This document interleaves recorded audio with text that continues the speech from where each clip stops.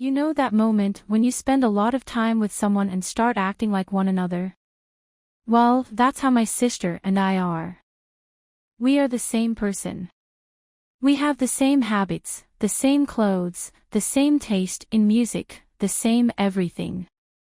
Even our parents had named us with similar names. Mine is Luna, and hers is Lira. Everyone thinks that we are twins, but she is some years older than me. And I don't see it, to be honest. I thought that I would have my sister forever by my side, just one room away, but she got into a relationship. She had met someone online. This way, I began to lose her day by day. She would sneak out at night, knowing that our nights are for Netflix. I was happy but jealous at the same time because she wasn't free enough to hang out with me. But she seemed happy. She would talk for hours for that boy. But months had gone by, and my sister was not as she used to be. She would either be on her phone all the time texting her boyfriend back, or she would be in deep thoughts, overthinking. She had this look on her face, a sad look.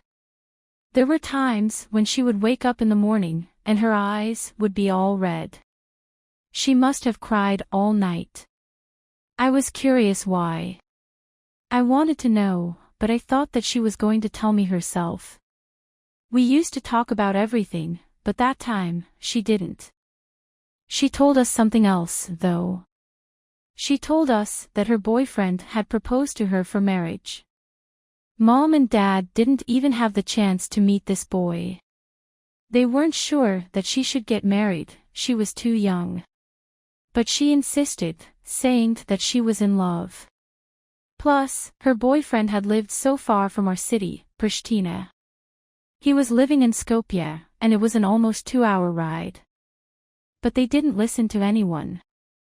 They got married and got a new apartment. There were just them two. Even though my sister got married, she would always come home and stay about 3 days. Home didn't feel like home when she wasn't around. She often came with her boyfriend, but he was kind of a mysterious guy. I think he was just shy because he didn't talk much. Our sister told us about him and the hard life that he had.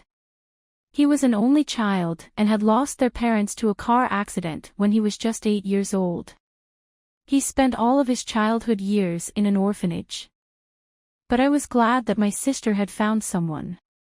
It is very hard to find someone who wants a serious relationship or wants to get married nowadays.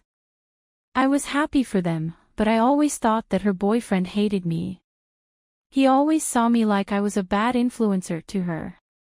He would say to me that I shouldn't make my sister wear short stuff and do makeup. But my sister always did that. He was so jealous, and he hated the fact that every time my sister came home, we would go out. But what is she supposed to do, stay inside? She was young.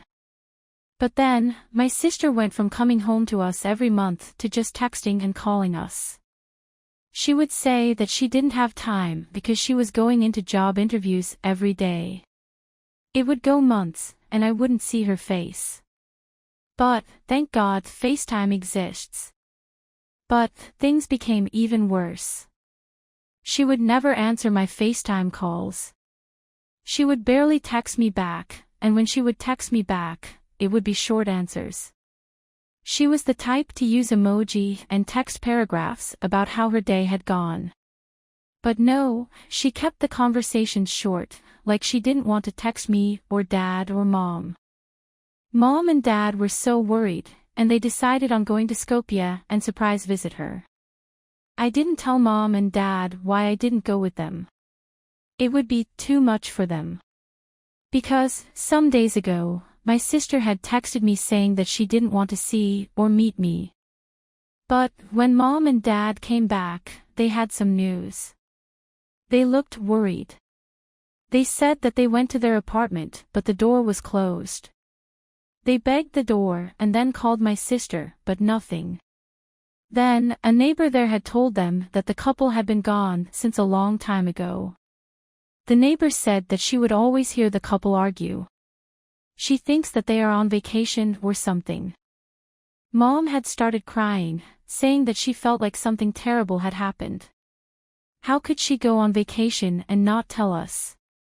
A day had gone, and my sister decided to text us back, saying that they were somewhere on vacation and that she didn't have any Wi-Fi connection.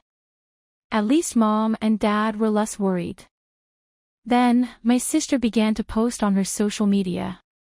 She was posting her vacations, spending time in the sun at the beach. She looked like she was having fun. Until one day, she had posted something suspicious. A photo of herself, a selfie. But it wasn't just any photo, it was an old photo. She had captioned that she was on vacation. But, in that photo, she was wearing my jacket, which was at my home. Was she lying that she was on vacation? I was so confused. I didn't tell Mom and Dad about this until it had been 2 weeks since our sister hadn't texted us. I told them about the pic, and they immediately called 911. The police had put my sister's pic on the news as a missing person. And we never got a text from her ever again. The police searched her apartment in Skopje, and they didn't find anything suspicious. They said that the apartment didn't even have any type of furniture, and it was so messy. There was just a bed and a kitchen. It had been weeks, and my sister was nowhere to be found, until one day, Mom and Dad got a call, saying that somewhere in Skopje, in a lake, they had found a girl's body, and they needed someone to come there and identify the body. The drive to that lake was so silent, and a million thoughts were running through my mind. I was looking at my phone all the time, hoping that my sister's name would pop out, saying that she was all right. The road there was scary. We had to drive on a very tight road between the mountains. There were a lot of signs that wild animals could cross the road at every minute. Then, we finally arrived at the place where the police had sent us. I didn't want to get out of the car, but Mom started running, crying to see if that girl's body was my sister's. They had put her in a bag, and Mom opened it without any hesitation. And there she was, the ugly truth that we were trying to avoid. Her eyes were closed. She had no clothes on, and her body was yellow. But I could tell that that was my beautiful sister. She was handcuffed, and someone had drowned her in that lake.